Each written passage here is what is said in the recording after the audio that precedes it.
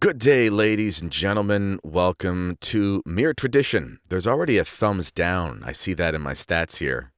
I got a thumbs down from somebody before I even started. There are 6 thumbs up if you're watching this, and you want to give it a thumbs up, go for it. Today we're going to be talking about, well, I want to start off with, there's a recent statement from Cardinal Sarah. And he talks about how the plan to abolish the Latin Mass would be diabolical.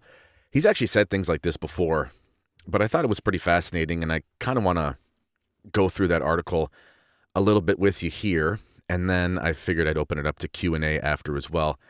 Great response last time from everybody, and I thank you for tuning in. And let's get to it. So, Cardinal Sarah, here's what he said. I'm going to just share my screen here with you. Cardinal Sarah said the following. It's in an article called Cardinal Sarah Plans to Abolish Latin Mass Would Be Diabolical. You can find this at LifeSite News. And, well, thank you. This is a nice statement here. Kennedy is based. Well, that's very nice of you. But remember, being based can send you to hell. Our overlords and our betters in Catholic apologetics made us aware of that. Anyway, so here you go. Cardinal Sarah plans to abolish Latin Mass would be diabolical. This is from Michael Haynes at Catholic Family News. Michael Haynes is, for my money, as good as you're going to get for a Vatican correspondent. And I don't say that just because I'm a former colleague of his, but he is awesome. He's awesome. And what I like about him is that he's a real traditionalist. He's got legitimate journalistic skills, and he's right there in the belly of the beast, so he always has great stuff. He says the following: any attempt to abolish the traditional Mass would be a diabolical project that seeks to break with the Church of Christ, said Cardinal Robert Sarah this week. In the history of the liturgy, there is growth and progress, but not rupture, Sarah noted. Drawing from Pope Benedict XVI's famous remark, Sarah made it his own, stating that what was holy for previous generations remain holy and great for us, and cannot be suddenly forbidden or even judged harmful. It is good for all of us to preserve the riches that have grown in the faith and prayer of the Church, and to give them their rightful place. Gives a little bit of background on Cardinal Sarah, and then it goes to his statements. He says, hence the plan to definitively abolish the the Tridentine Mass, a rite that dates back to St. Gregory the Great, a liturgy that is 1,600 years old. In a sense, it's older than that. We can maybe discuss that. A Mass celebrated by so many saints, and he lists a bunch of saints. And all the way back to Pope Gregory the Great, and even to Pope Damasus. This project, if it is true, seems to me to be an insult to the history of the Church and to sacred tradition. A diabolical project that seeks to break with the Church of Christ, the apostles, and the saints. I want to just pause there for a second. I find this very fascinating. You know, this stuff, these types of statements are becoming more and more common from mainline conservative prelates in the Church. You know, you've heard stuff like that from Cardinal Mueller. Similar things, although softer, from Cardinal Burke. Obviously, Bishop Schneider has been very outspoken about tradition and so forth. But Bishop Vigano, of course. But what's amazing about this is that, this stuff is, Cardinal Sarah obviously he's a right-wing leaning, more conservative, more traditional prelate. But he's still mainstream. Cardinal Sarah can say these things, and it's not like he's going to be under investigation from the Vatican. Whereas you go back in history 50 years, and you find Archbishop Lefebvre and others saying things like this, and then you're suspected of heresy and schism. It's just amazing to see how the times have changed. Let's just do a little history here, a little background. Cardinal Sarah, again, if you're just joining us, we were referencing this article from LifeSite News, which was direct quotations from Cardinal Sarah, from Michael Haynes, who was there with him at this event, and or recording what was said at this event. And Cardinal Sarah says that a project to outlaw the Latin Mass is a diabolical project that seeks to break with the Church of Christ, the apostles, and the saints. That's another way of saying the attempt to snuff out the Latin Mass is a schismatic attempt, because that's what a break with the church is. And it's just so ironic that in the past, if you were seeking to preserve the traditional Latin Mass, you were suspect of being a schismatic, whereas now today it's all the rage, it's in vogue to say those that seek to destroy it and take it away are breaking from the church, from the apostles and from the saints, which means from the sensus fidelium and the saints and from the successors of the apostles, which are the bishops. I mean, this is Cardinal Sarah, if you can read between the lines, is saying an attempt to suppress the traditional Latin Mass is a schismatic thing. You're breaking away from the Church of Christ. Again, it's just so fascinating to see this when, as someone who's done so much work on Archbishop Lefebvre and the SSPX and all of the hoopla about the Archbishop back in the 70s and 80s, when he would talk like this, it was like, oh my goodness gracious, like what a terrible, rebellious, prideful, I mean, this guy's basically Martin Luther, blah, blah, blah, blah, blah. I just find it interesting. Let's continue with this. The Cardinal's comments come at a book launch, Michael Haynes reports to us, and he goes on to say, with the style of Pope Benedict, the First Vatican Council did not define the Pope as an absolute monarch, but on the contrary, as the guarantor of obedience to the word handed down. His authority is linked to the tradition of the Church. This is also true in the area of liturgy. Again, I find this so fascinating because let's just break this down for a second here. The Pope obviously is the head of the Church. No one here is denying that. He's not denying that. He's referencing Vatican I, where it lays out the stipulations for the power of the Pope when it comes to defining dogma. Very important council. And he says, but this doesn't make him an absolute monarch. And in that vein, we would say he's probably referring to something like the Protestant or even Muslim notion of the sort of divine power of kings, where they can make anything so just by decree. We don't believe that as Catholics about the Pope. On the contrary, as he says, he's the guarantor of obedience to the word handed down. And it's interesting that he uses the word obedience there.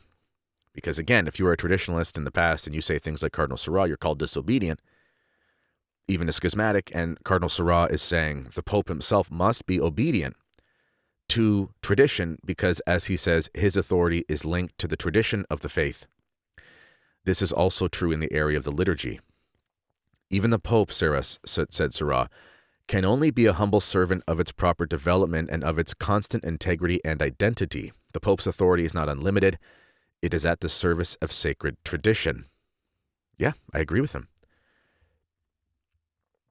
A few days earlier, Michael Haynes writes, at a clergy conference in Rome, Sarah expressed similar themes. Sarah said, despite intransigent clerical attitudes in opposition to the venerable Latin Gregorian liturgy, that's a nice way of putting it. I've never heard it called that before, Latin Gregorian. It's kind of like in the East, it's the liturgy of St. John Chrysostom or whatever.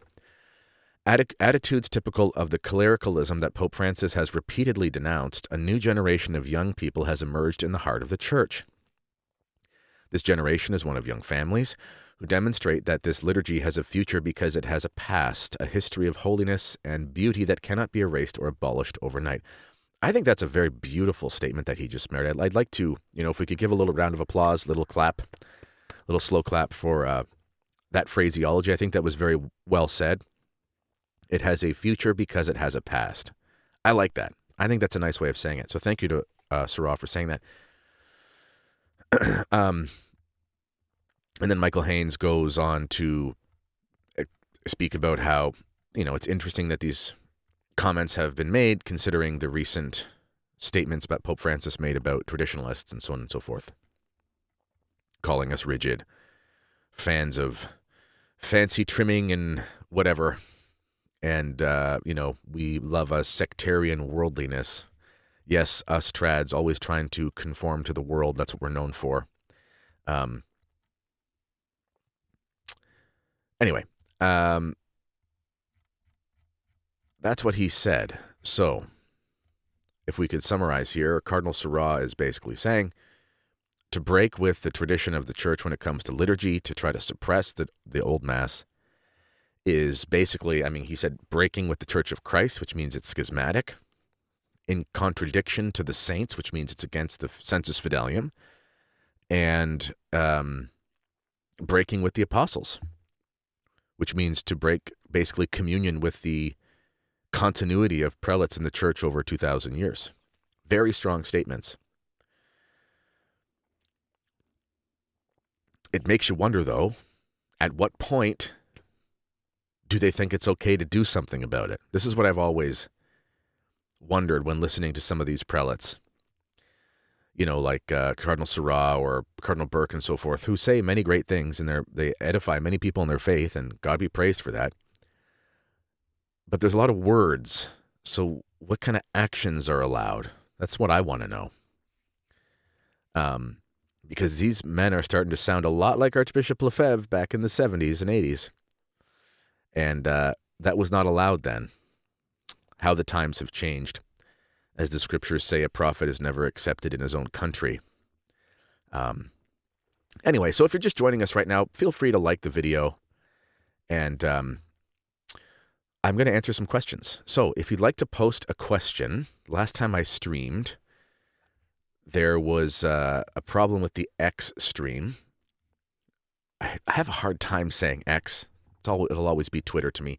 If you'd like to post a question in the chat, then I can answer that for you. We were just discussing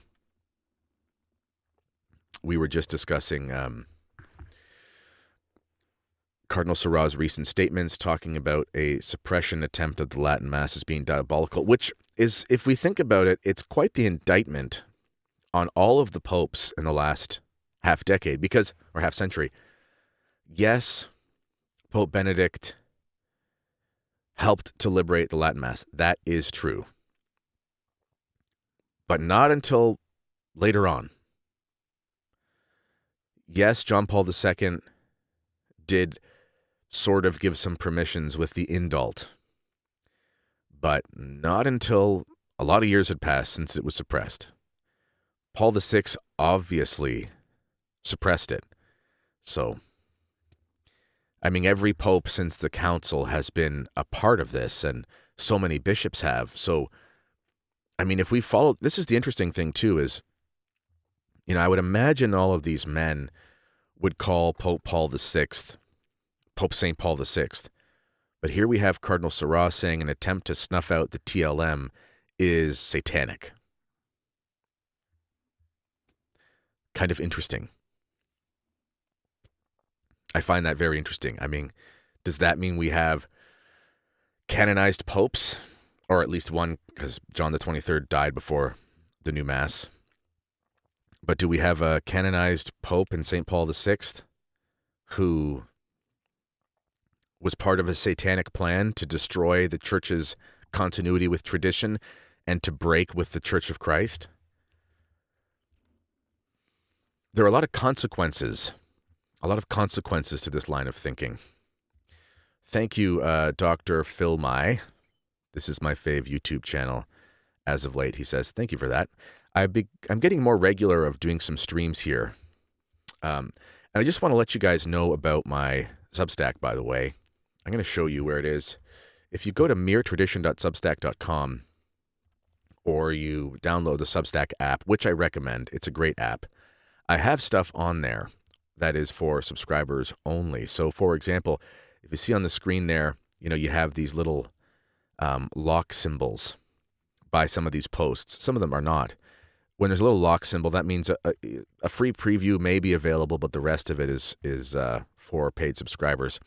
I like to release as much as I can for the public, but over time, I kind of realized that I didn't want to fall into the trap of chasing after clicks and all those kinds of things, if you catch my meaning. So I wanted to transition to doing something where it was more focused for people that really wanted it and who were willing to support it. And that's been a very good decision I've made. So if you'd like to help me continue this, I hate asking for money and I hate trying to be a salesman.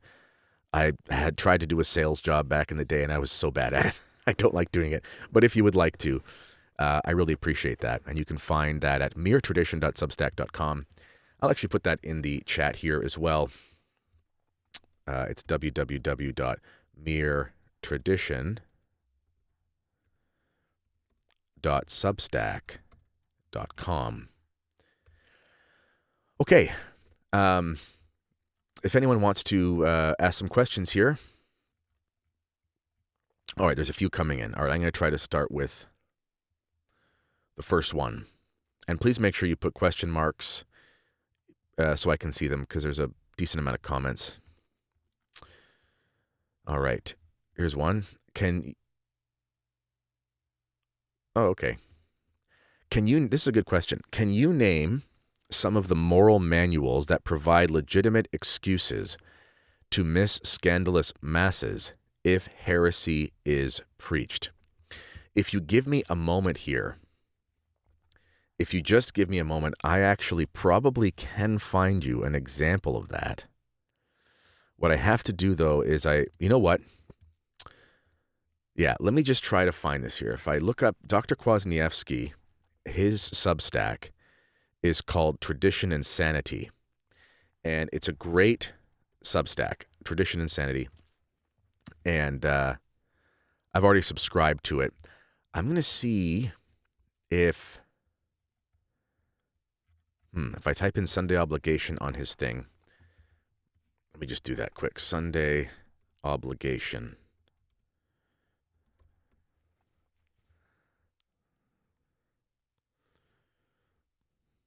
Let me see if it comes up here.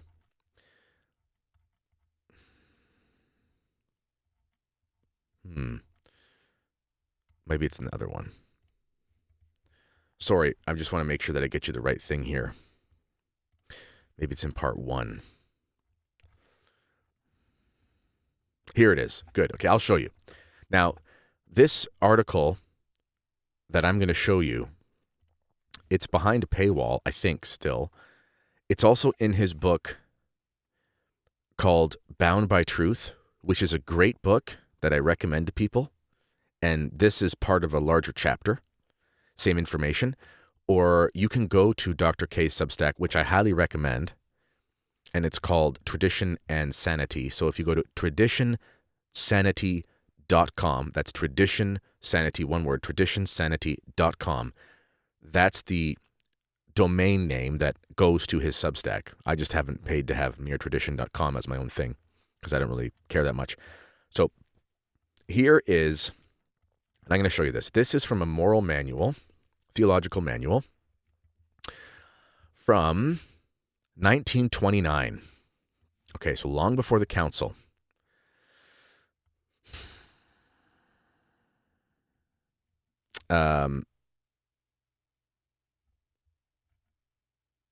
Yep, here it is. So this is Dr. K's. It says, my first source is Father Heribert Joan, who published the first edition of Moral Theology in 1929. This book was quickly translated from German into many languages, including English. In 1962, the Newman Press of Westminster, England, published the last edition before the council, revised in the late 18th German, in light of the 18th German edition. I guess you can find the entire book online here. I didn't know that. Oh, it's a download. Okay. It's downloading for me. Interesting. Okay, so excuses from assisting at Mass. Pay attention, because this is from a moral theology manual. This isn't Kennedy Hall's opinion. This is, and we should give a little background here as well. When something is circulated in manuals, catechisms, and so forth, and it's around for a long time, and it's established and accepted, used for teaching and so forth, and it's received peacefully and so forth, we can trust this as being representative of the teaching of the church. And a lot of things have clearly not been defined, but this gives us something to think about. So, excuses from assisting at Mass. Any moderately grave reason suffices to excuse one from assisting at Holy Mass. That's interesting. He says, any moderately grave reason. Wow. Such as considerable hardship or corporal or spiritual harm, either to oneself or to another. Let's just read that again. Any moderately grave reason suffices to excuse one from assistance at Holy Mass, such as considerable hardship or corporal or spiritual harm, either to oneself or to another. Now, what's interesting about this is that this is from long before the Second Vatican Council. I mean, this is 29, it was published. These weren't new ideas. This is from long before the new Mass. So this was assuming that even in the setting of the old Mass, which was the only Mass they had, for Latin Catholics, obviously we're not including Eastern, in that setting, it was permissible to miss Mass, to not assist at Mass on Sunday for any moderately grave reason. Moderately grave? What does that mean? Well, doesn't necessarily mean some sort of moral impossibility. It just means moderately grave. If there was risk to physical or spiritual harm to oneself or another. There was an assumption there that it was totally possible that going to a certain parish for Mass would constitute an occasion for spiritual harm to oneself or another. So what could that be? Well, it could be the priest is wacky. It could be sacrilege is common there. It could be many things, because this is kind of subjective. Like, I don't know. What if you're involved in a nasty personal life problem and that being there is going to make everyone angry or something? You could kind of make it up. I mean, it is subjective. The church requires us to go to Mass on Sunday as one of the precepts of the church, but the purpose of that is to sanctify the Lord's Day, to fulfill the commandment of God, to keep the Lord's Day holy. Obviously, when you're not able to sanctify the day because there's some sort of impediment that is moderately grave, well, now we have a problem. So let's go back to it. You can't fulfill that precept in the true sense of it if there's an impediment. So he says the following are excused: the sick, convalescents, persons who cannot endure the air in church, those who have, and which is funny, he says certain neurotic persons and sometimes pregnant women in the first or last months of pregnancy, those that have a long way to church, people hindered by the duties of their state, shepherds, watchmen, policemen on duty, cooks, etc., women or children who would incur the grave displeasure of their husbands or parents by attending. So if you have a non-Catholic husband who's kind of a tyrant, servants whose masters do not permit them to attend Mass, those that care for the sick, rescue workers in time of fire and flood, and those who have reason to think that by staying home they can hinder sin. That's interesting. That's quite subjective. Or who would suffer injury to their good name or possessions by going to church. That's fascinating. Because that's very fascinating, isn't it? The obligation does not bind for those who would suffer injury to their good name or possessions by going to church. Interesting. Because, the wisdom, the thoughts that we would probably have is, who cares what people think about you? But I'm not saying that you need to follow this if there's a chance of embarrassment or something. What I'm saying is this is what it says, and I think that's kind of fascinating. What else? Thus, unmarried women who are pregnant may remain at home if by doing so they can avoid disgrace. That makes sense. Similarly, those who lack clothing becoming to their social standing. Those on a journey. Those who would suffer the loss of extraordinary gain by attending Mass. One may miss Mass for the sake of a pleasure trip once or twice a year if he has no other opportunity during the year, or if it is the last opportunity he will ever have for a certain excursion. Finally, custom in certain localities excuses such as, for example, lying in women, widows in the first days of their bereavement, engaged persons whose marriage banns are published in the Holy Mass they can attend. Amazing. And here's another manual. This is from 1949.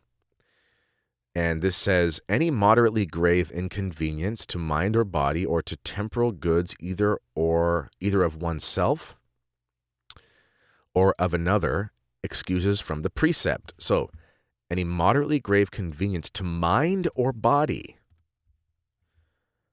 Both of these, there's a continuity here. To mind or body. What does it mean to mind? Well,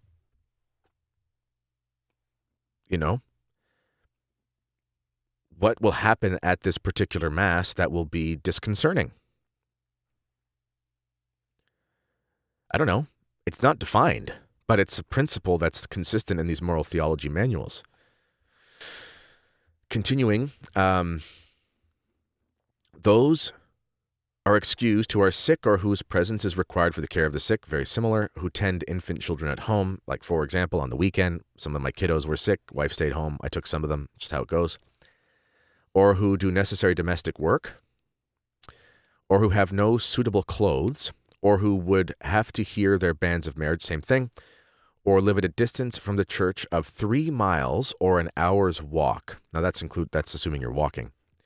Or even less if the weather is bad, or if they are infirm. The distance that excuses would be greater for those who can use cars, tramway, railway, etc. Servants are also excused. If forbidden by non-Catholic employers to go to Mass, they should find another place of work, if reasonably possible, where they could have the opportunity of hearing Mass. A wife is excused if she would upset her husband. Under similar circumstances, children and servants, etc., etc., etc., same things. What's interesting here is it says, I remember this one. It is held that those are excused who would have to forego occasionally, but not as a general rule, a good stroke of business or considerable gain, such as would be the case with merchants and during lambing season with farmers. It's kind of amazing to see, I'll use this term liberal in the proper sense. It's kind of interesting to see how liberal these stipulations are, in the sense that how much leeway there is. Another manual says, this is from 1908, we have here to do with the positive precept, and any serious inconvenience or loss, spiritual or temporal, affecting oneself or one's neighbor, which would follow from hearing Mass, will excuse the faithful from fulfilling the obligation. Again, I find this fascinating. It says serious, not grave or, monumental, but serious. So, is there some rationale to this? Spiritual or temporal, affecting oneself or one's neighbor, which would follow from hearing Mass. So it's very clear, long before the new Mass, this is 100 years ago, this is 1908, this is almost 100 years ago, 97 years ago. Sometimes going to Mass can harm your faith. It's not necessarily to say that the rubrics will do it, but it doesn't say that it's not the rubrics either, because the new Mass isn't accounted for in this, because this is many years before the new Mass. And then it goes on to talk about the sick and so on and so forth. There's one last thing I want to show you here. This is a passage from John A. McHugh, Dominican, OP, and Charles J. Callan. This is Moral Theologies, 1958. Impossibility or serious inconvenience. Because the current Code of Canon Law says moral impossibility. People will say, well, look, in Canon 844, it says if there is moral impossibility, maybe I can show you that, actually. Canon 844, Code of Canon Law. If I just bring that up.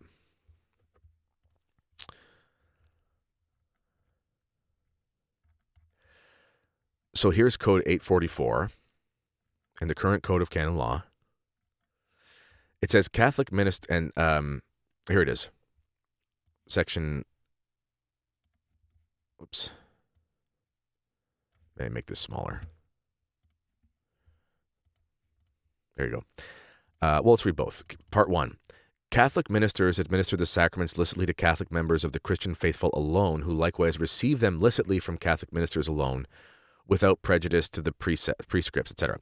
Whenever necessity requires it or true spiritual advantage suggests it, not defined, And provided that danger of error or of indifferentism is avoided, the Christian faithful for whom it is physically or morally impossible to approach a Catholic minister are permitted to receive the sacraments of penance, Eucharist, and anointing of the sick from non-Catholic ministers in whose churches these sacraments are valid. Now, this canon also has something kind of heretical in it, if I'm being honest. Right here it says, and this is basically, remember Pope Francis put out his document, Desiderio Desideravi? If the danger of death is present, or if in the judgment of the diocesan bishop or conference of bishops, some other grave necessity urges that Catholic ministers administer these sacraments licitly also to other Christians not having full communion with the Catholic Church, who cannot approach a minister of their own community and who seek such on their own accord, provided that they manifest Catholic faith in respect to these sacraments. This is dangerously close to something that was condemned by the Council of Trent, where it was condemned that if you had the garment of faith, you could approach the sacraments. That was all that was necessary. But anyway, the first part here, or the second part, in canon law it says moral impossibility.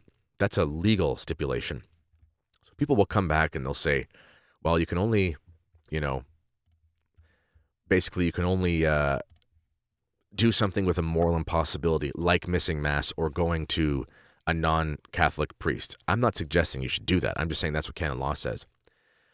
Well, sure, that may apply according to the Code of Canon Law for approaching non-Catholic priests, which we would assume like danger of death, Eastern Orthodox can give you last rites and things like that sort of thing. But here it's talking about just like 4 Sundays, if there's a problem and it's spiritual harm to yourself or another, do you still have to go to Mass? And all of these manuals have said no. And this one says impossibility or serious inconvenience excuses from hearing Mass. If you have to walk an hour's journey or ride a 2 hours journey. And then it goes on to give the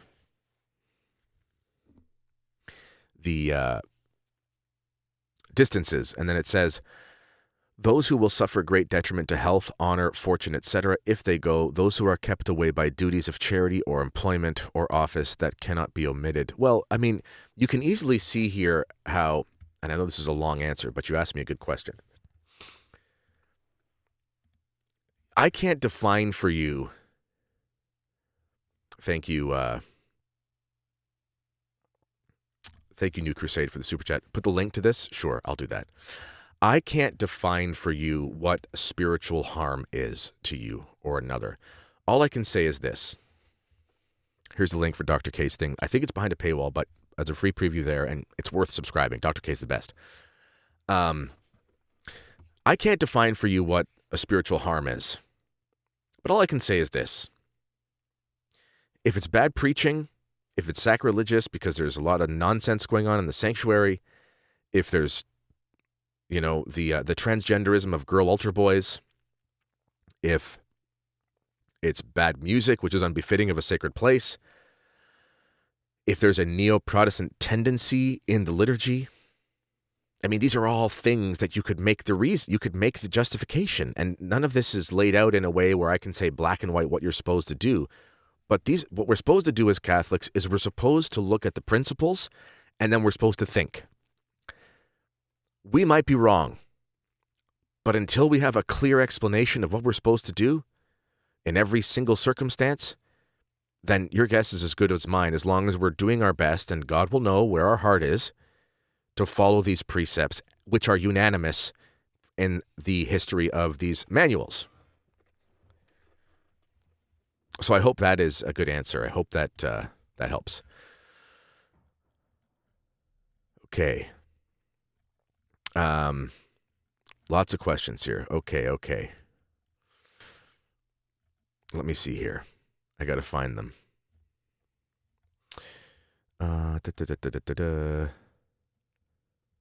Can you name? That's the one I just did.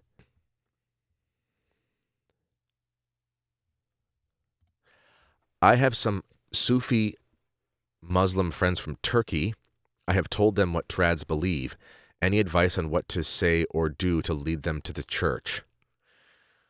If they have a strong stomach, go watch Sam Shamoun's channel and watch his debates with Muslims. Seriously. I would just send them to a traditional Catholic priest. I have had great experiences with Muslims in my life.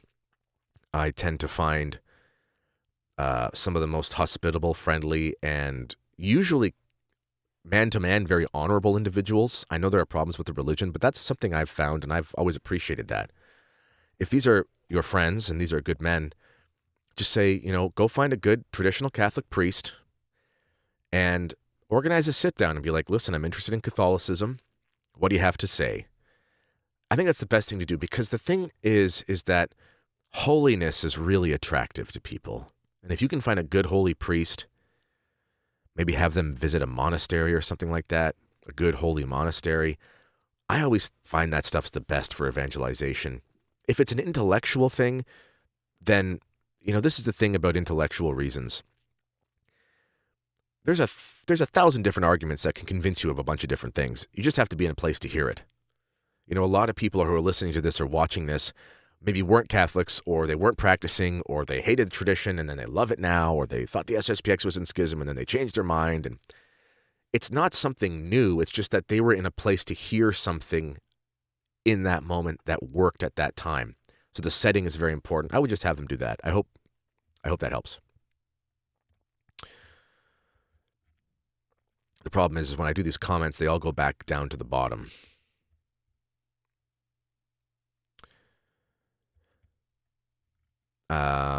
Okay. Let me see here. Oh, this is a good one. Can canonizations be undone by a future pope?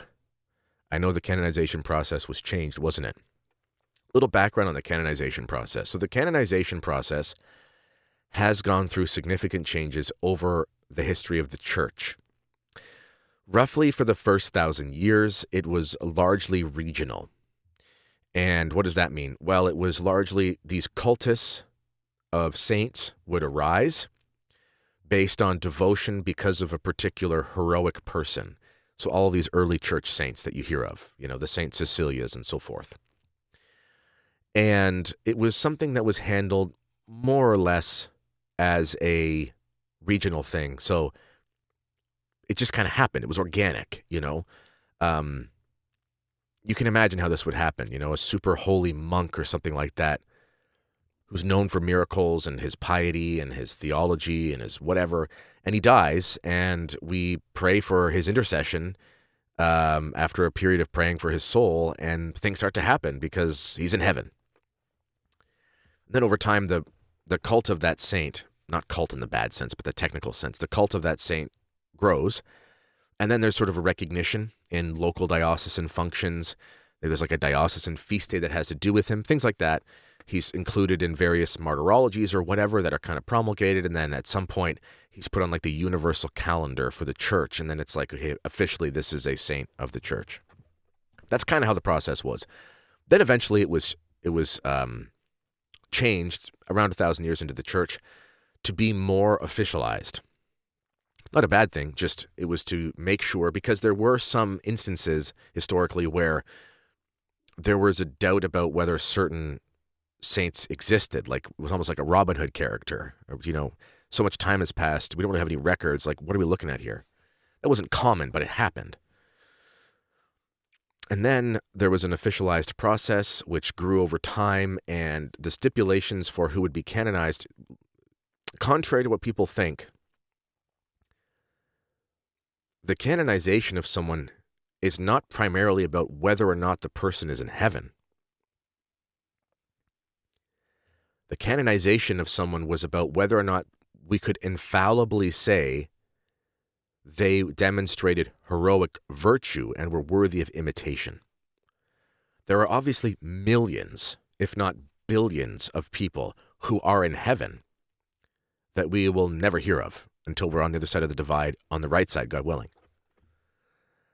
So what is the point of a saint? The point of a saint, historically, has been that the church has assured, beyond any possible doubt, that if you follow the example of this individual, you will follow the example of holiness. So therefore, it's worth imitating them in the Christian life. That's why they're canonized. That is now gone. That process has changed. It changed largely after the council, culminating with changes in the early 80s. Now it's primarily, can we demonstrate miracles? That was always part of the process, although there's less miracles required now.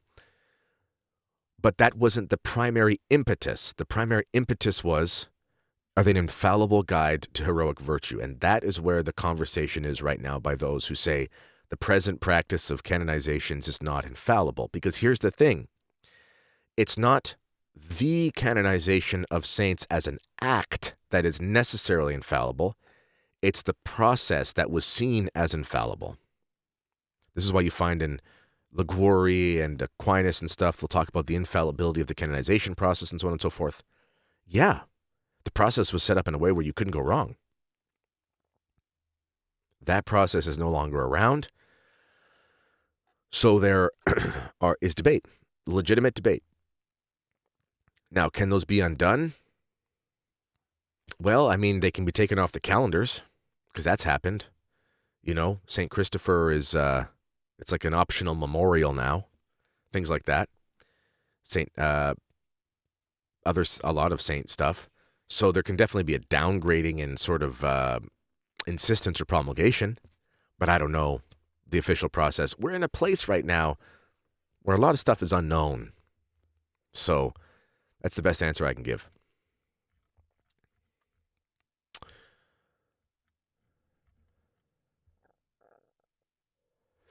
Okay.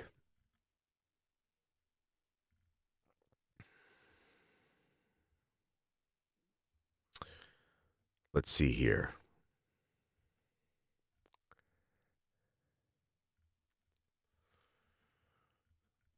I want to find another question. If I go past your question and I miss it, then just ask it again.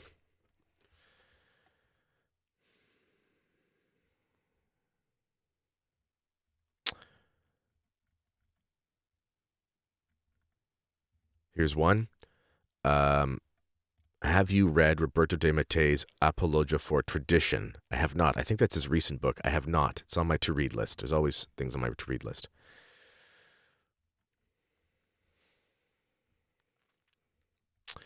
Another question. Oh, here's one.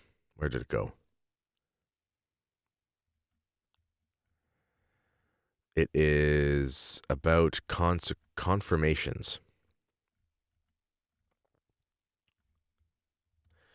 Do you think someone who is confirmed in the Novus Ordo should be conditionally reconfirmed?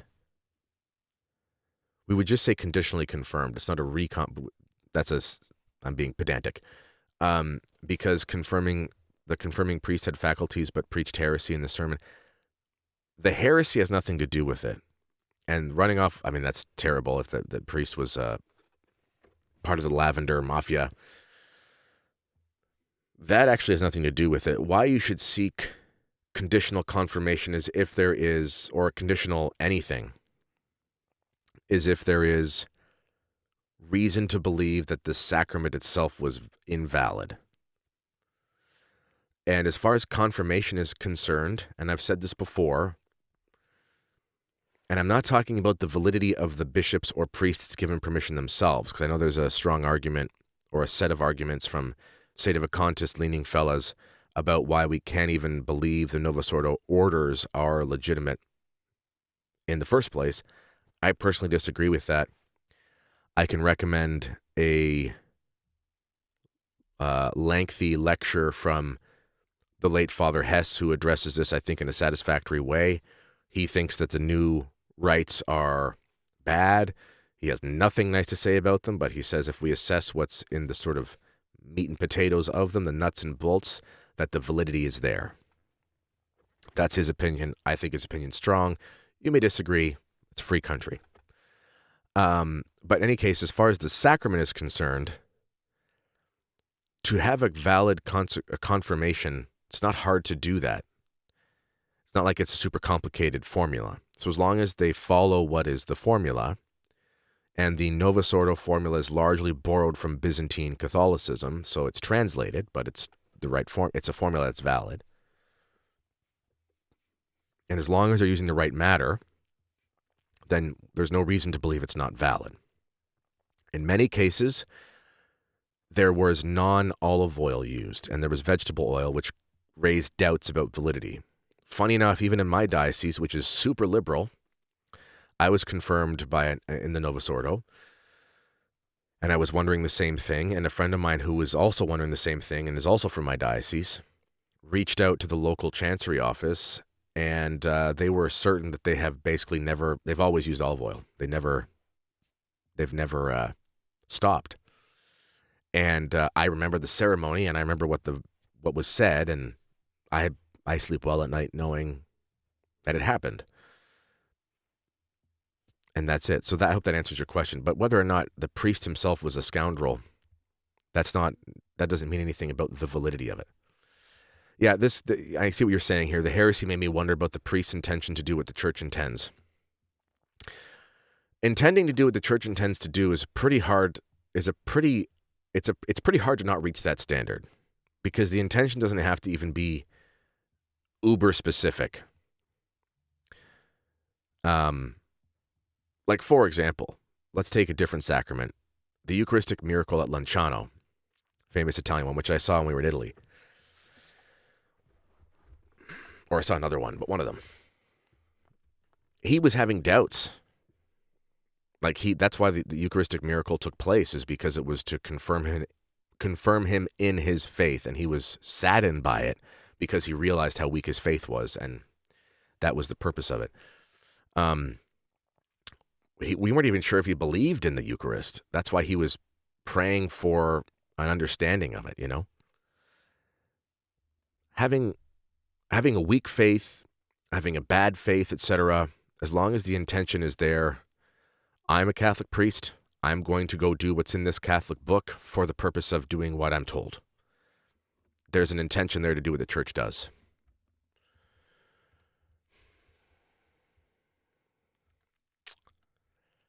All right, any other questions? If you're just joining us now, we were reading something from Cardinal Seurat, where he was calling an attempt to suppress the traditional Mass diabolical, which was basically an indictment on basically every post-conciliar thing.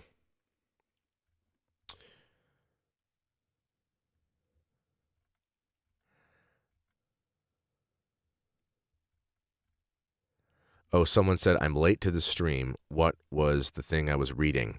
That was a moral theology manual. Many of them cited in Dr. K's work. I put the link somewhere in the chat.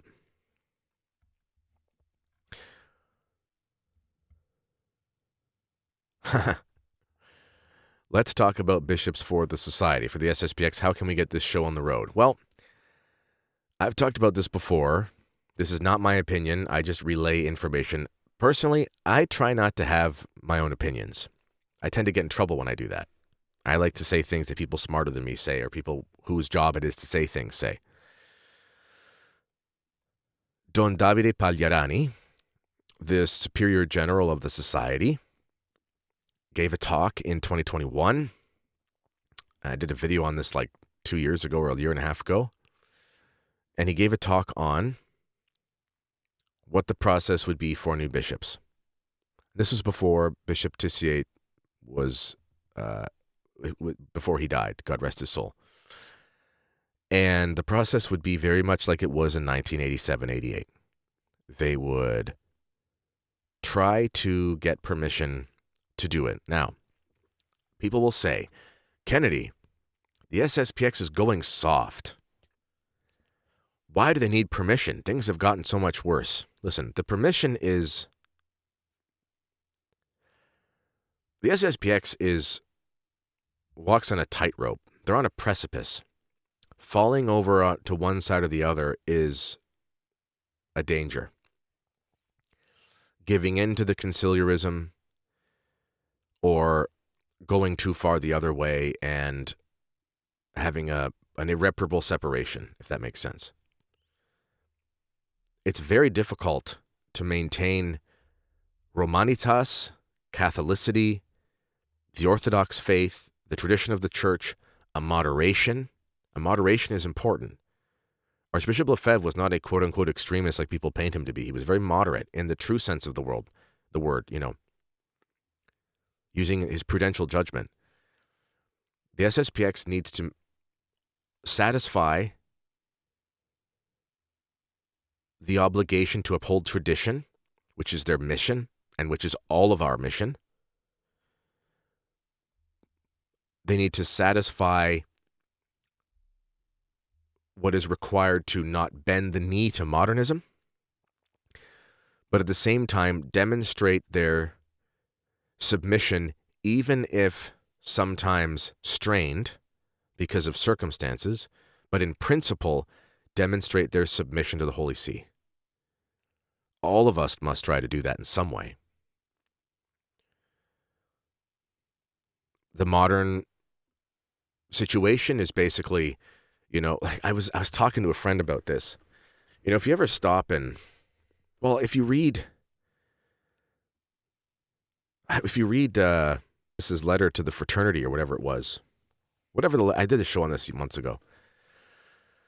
And it was like, we continue to develop more full communion with one another or something like that. And I kind of laughed and I said, even the fraternity of St. Peter doesn't have full communion. It's so nonsensical. And I was talking to a buddy and I said, I don't know how you have full communion at all, ever. I think you'd have to sleep with Pope Francis's picture beside your bed and kiss it before you go to sleep and hold it while you're sleeping. I don't know, because if it's not based on objective criteria that are just black and white, do you in principle submit to the governance of the church? Yes. Okay. Do you in principle accept the dogmas of the faith? Yes. Do you in principle recognize the Catholicity of the sacraments of the church and partake in them? Yes. If those three things are met, this is the traditional understanding, then you are Catholic. That's it. That's why you could be Catholic in Japan when there's no hierarchy there that you've ever heard of, because they haven't had priests for 200 years, because in principle, you recognize them. You just don't know them. You don't have to have a relationship with them is the point. Okay?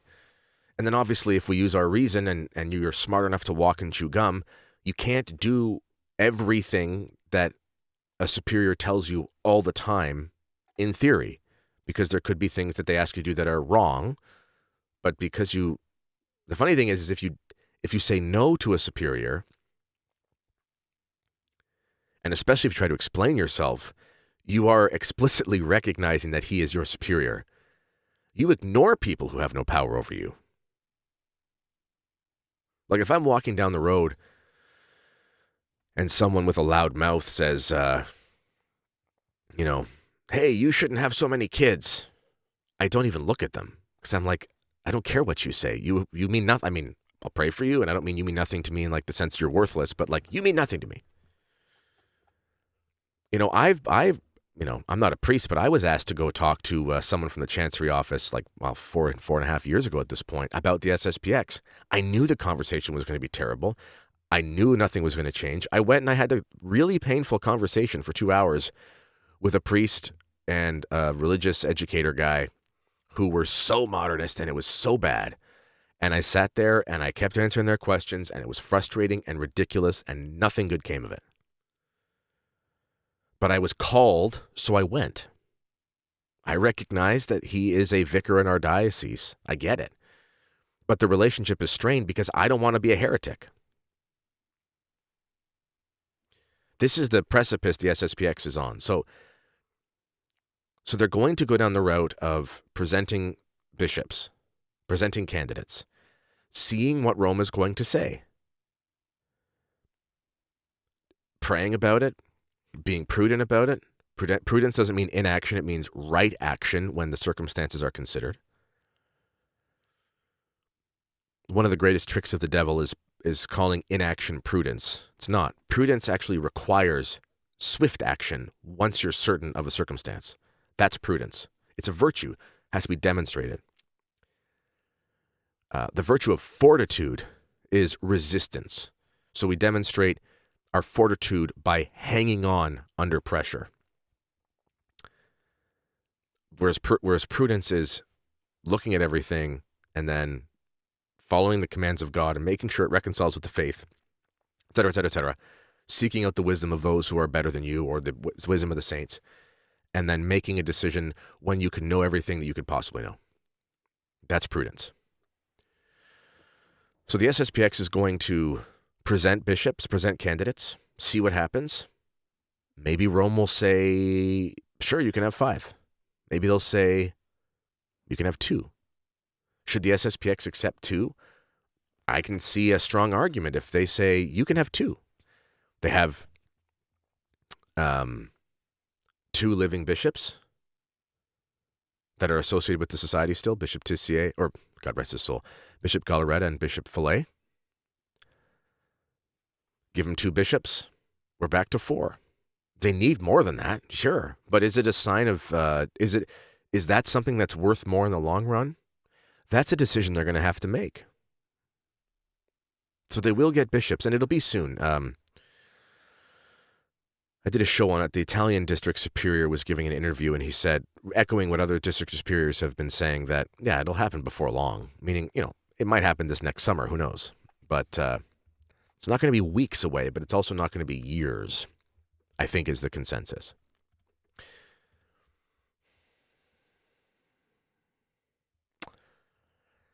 More questions.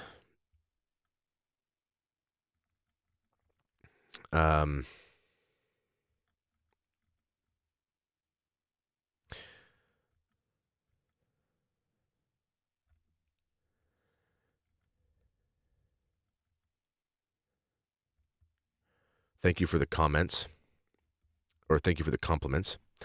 I'm sorry again if I miss some of your questions. Sometimes they come in. Okay, here's a question. There is a traditional Catholic school, St. Evangelist, in my area. Unfortunately, other local Catholic schools are very modern. I think the question is basically like, should I go or should I send my kids?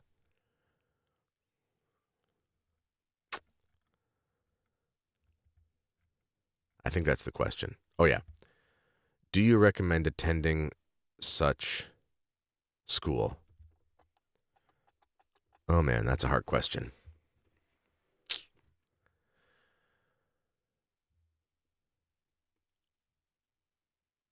I'm going to give you some principles of trying to understand what kind of school you should attend, or I guess probably have your kids attend. Just because the school is traditional Catholic doesn't mean it's a good school. Are the teachers good? Is the priest good? Is the discipline good? Are the families that attend there good? A lot of people, and this is SEDEs, SSPXers, doesn't matter who, FSSP people, whatever. People are people. So are you certain that, the school, for example, has a good policy and, follows through with their policies when it comes to devices? Are these kids going home to play video games and surf the internet and listen to pop music in the car? And when they come to school the next day, they're talking to your kids about stuff that a 9-year-old should never know about. So I have no idea if this school is good or not. Also, I have no problem with SEDEs. People know this. I don't think you're schismatics if you're a SEDE. I do have a problem with the dogmatic SEDE positions as such. I just think we're not in a position where you can behold anyone to that and then act that way. So I would imagine there would be a decent amount of SEDE propaganda, so to speak, at this school, and I wouldn't be comfortable with that personally. That being said, there's a really good homeschool program. I think it's called St. Jerome, and I think it's made by SEDEs. It's a really good program. So I'm not opposed to that, but it's more than just whether or not it's traditional Catholic. It's got to be a good school. I hope that helps.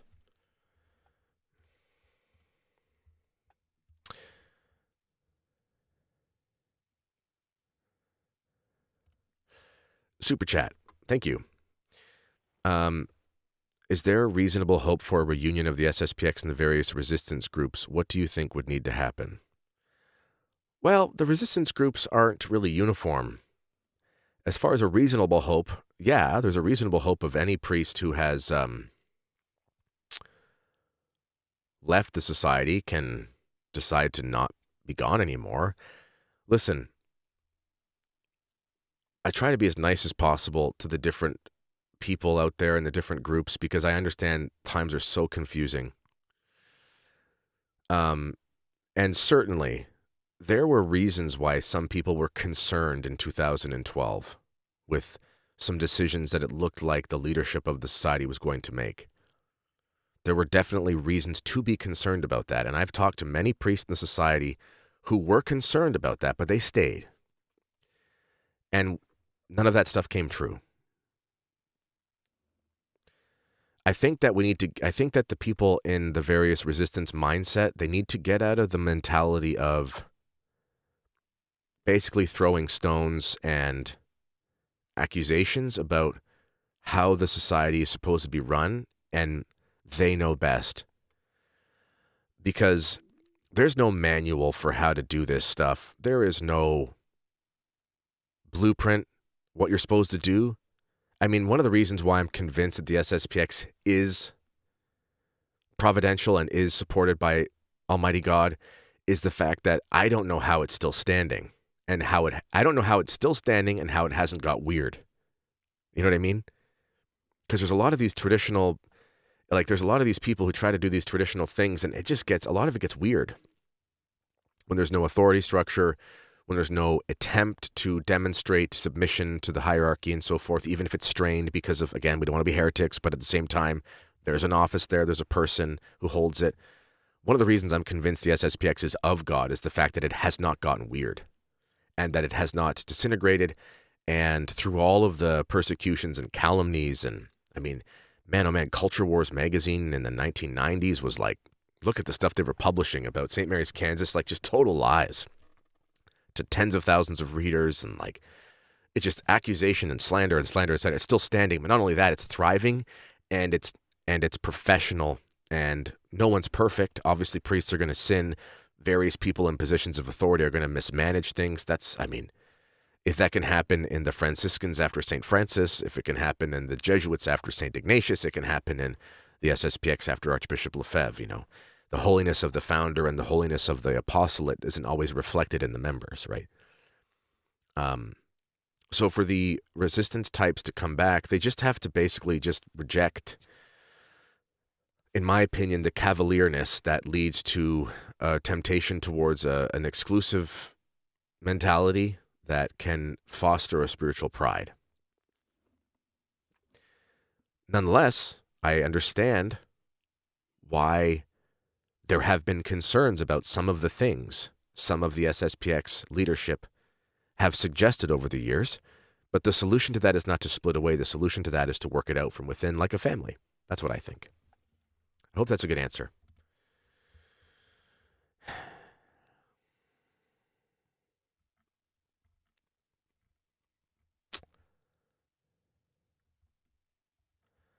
Thank you, State of a Contest. I know that's not your name, but you said I am a State of a Contest, and your answer was good. I appreciate that. Yeah, yeah,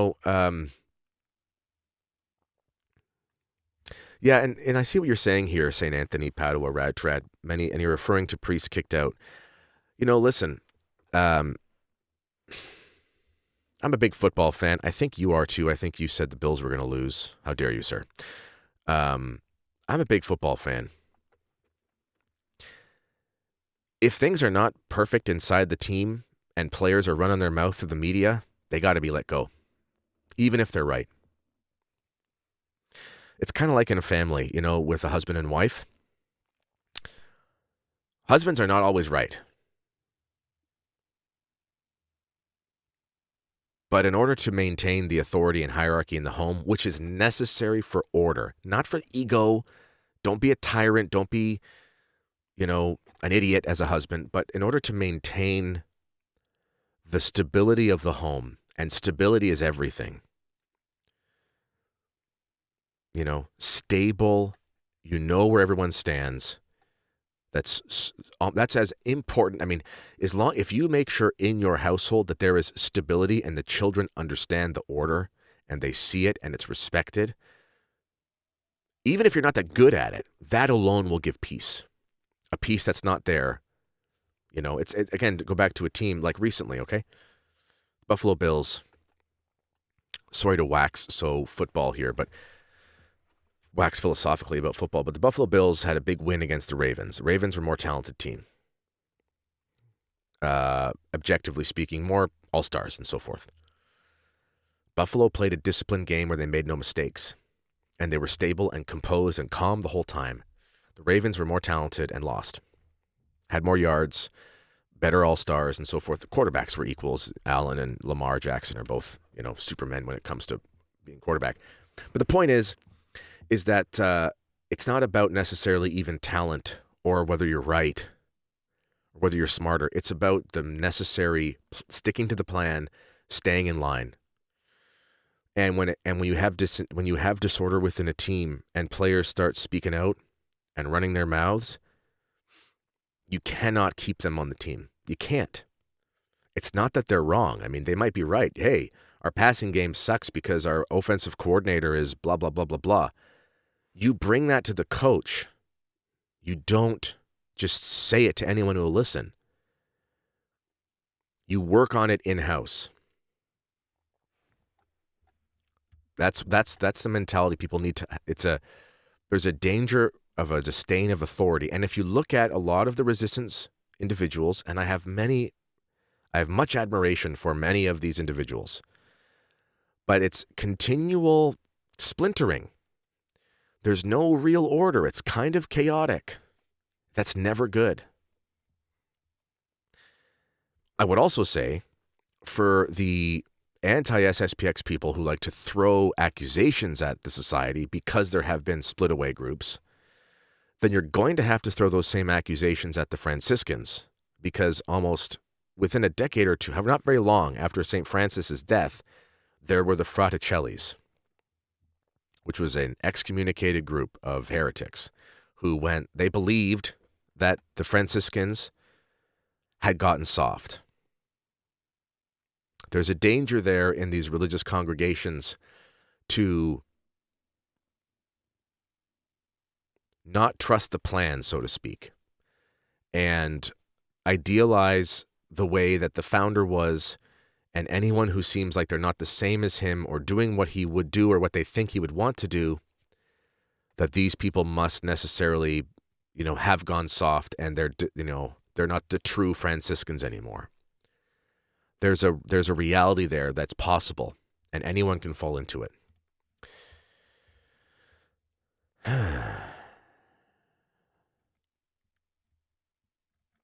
Okay, I'll answer a couple more questions. You're welcome, Our Lady of La Salette Weeps.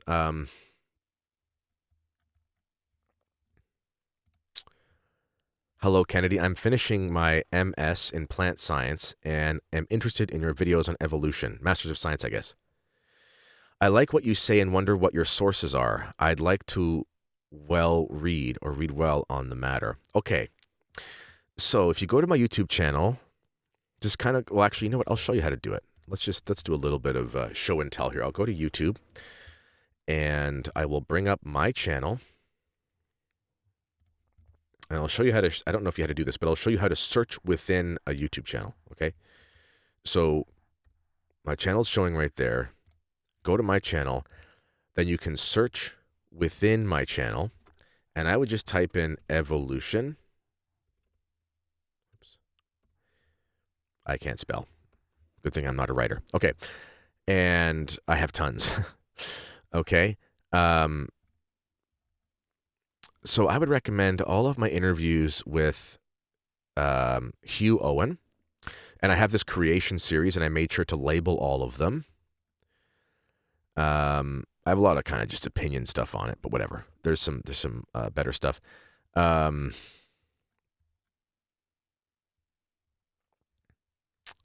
anyway, you go down here. This one here, though, I will recommend.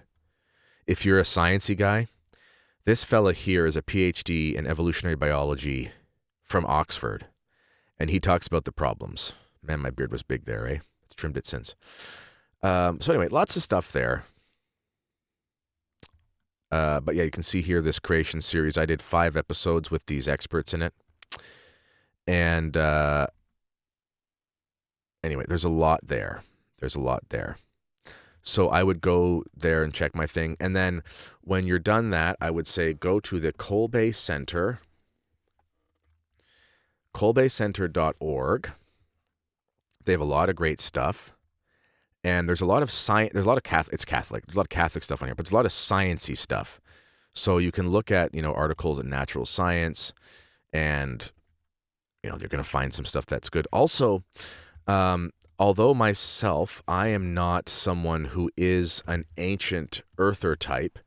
The Discovery Institute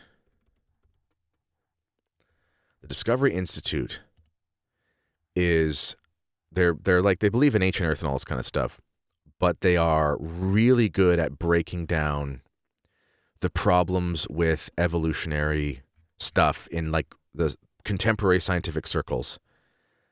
And I think I don't know what this book is, The Israel Test. I don't know if they're like super pro Zionism or something. I don't know. But in their intelligent design stuff, you can find really good information on like why the evolution thing doesn't work and whatever. Who is this book from? Budrzewski. This guy's done some really good stuff on certain things. Michael Behe, he's written why Darwinian stuff is not possible. Anyway, lots of things here.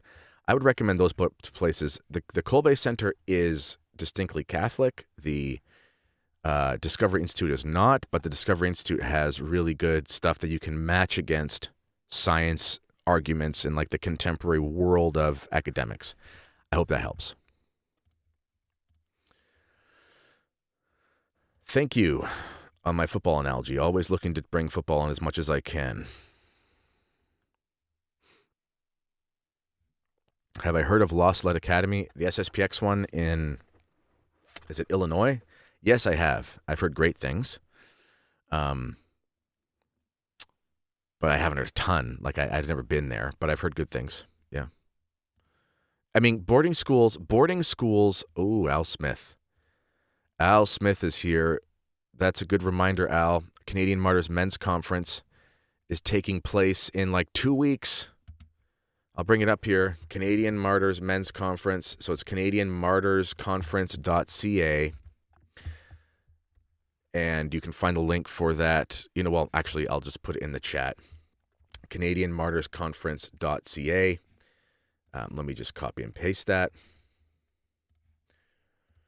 Boom. Al Smith is giving a talk. The link is in the chat, ladies and gentlemen. Tickets still available. We got to cut off the ticket thing in about a week and a half or so before to give the hotel the numbers. It's the best. It's a great conference. You're going to love it. Links for that is in the chat. Al Smith, my good friend, is giving a talk on, it's called Raised with the King. It's going to be some of the wisdom from Fulton Sheen and so forth on, and the Holy Face devotion. Very good stuff. And there you go. Thanks for the reminder, Al. Okay, I'll do one last question.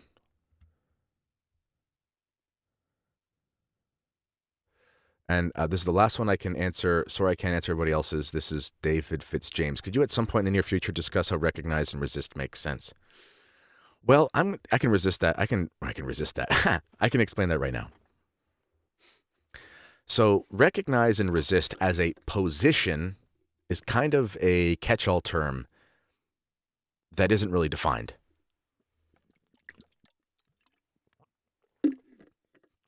I mean, there are people who attend, there are priests who are ordained in the Novus Ordo, who find tradition, who are completely kosher in their, sorry to Judaize with my vocabulary, they're completely, above board with all their stuff when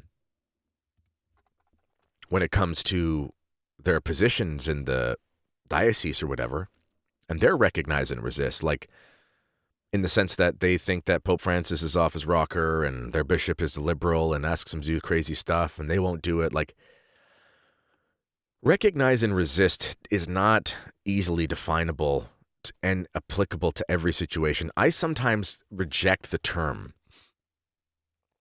because I don't think we have to say recognize and resist. It's just, we're Catholic.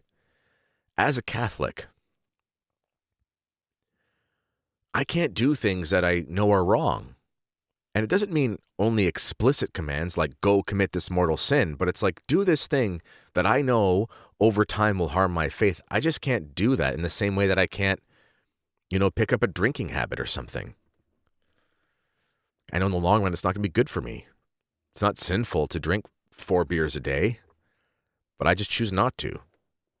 I won't get drunk from 4 beers. I'm a thick guy, so I'm not going to be intoxicated, but I'm not going to do that every day. Anyway, this analogy fails at a certain point. So it's more, instead of recognize and resist, it's just hold fast to tradition. And also, resistance, though, seems like a bad word, but if you look into what Thomas Aquinas says about fortitude, he says the best demonstration of fortitude is not in acts of strength, but it's in perseverance against attacks. So I'm resisting modernism right now. I'm recognizing that modernism has infiltrated the church, hence why I have a book coming out. I haven't even hawked my books. Some salesman I am. You can find my book, What Happened to Catholicism, if you go to Sophia Press. If you just Google What Happened to Catholicism, Sophia, you'll find it. And my book, Charismania, both of those are available. Actually, you know what? Go to kennedyhall.ca/books.